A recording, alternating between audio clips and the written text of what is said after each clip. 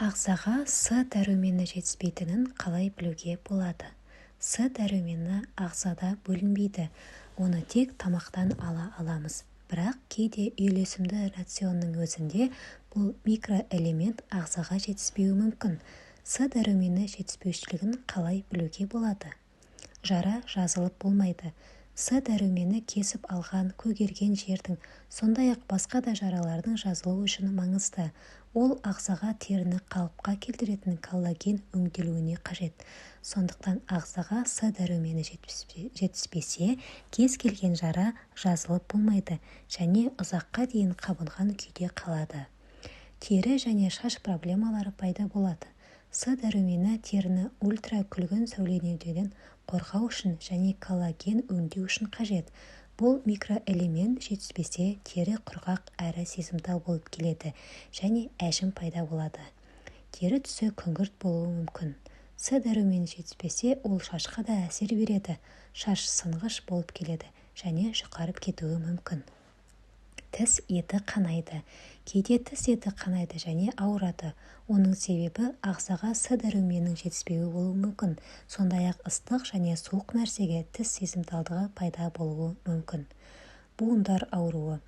Буындар ауруы С дәрумені жетіспеуінің кең тараған белгісі. Әдетте бұл белгі бірінші байқалады.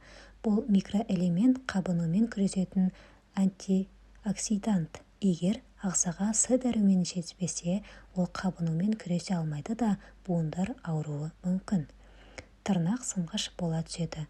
С дәрумені теңір сіңуі үшін маңызды, ал темір тырнақтың және шаштың сау әрі қатты болуы үшін қажет.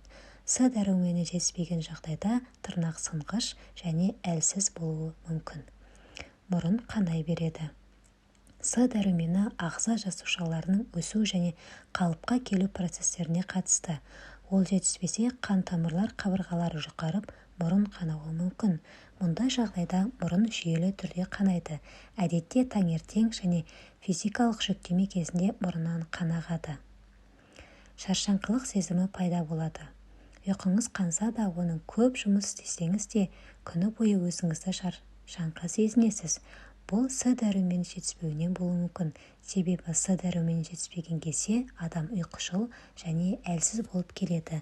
Сондай-ақ ол ашуланшақ болып кетуі мүмкін. Иммунитет әлсіреп кетеді. С дәрумені иммунды жүйе күшін арттырады. Егер С дәрумені жетіспесе, ауру тудырғыш бактериялардың ағзаға еніп кетуі мүмкіндігін артады. Денеде себепсіз көгерген жерлер пайда болады. Егер С дәрумені жетіспесе, денеде себепсіз көгерген жерлер пайда болады. Себебі коллаген өңделуі түсіп кетеді де, қан тамырлар әлсіз бола түседі. Сол үшін жай тиіп кеткен нәрсенің өзінен дене көгеріп кетуі мүмкін. Сүйектер әлсіз болып келеді. Егер ағзаға С дәрумені жетіспесе, сынық алу немесе остеопорозбен ауыру қаупі артады.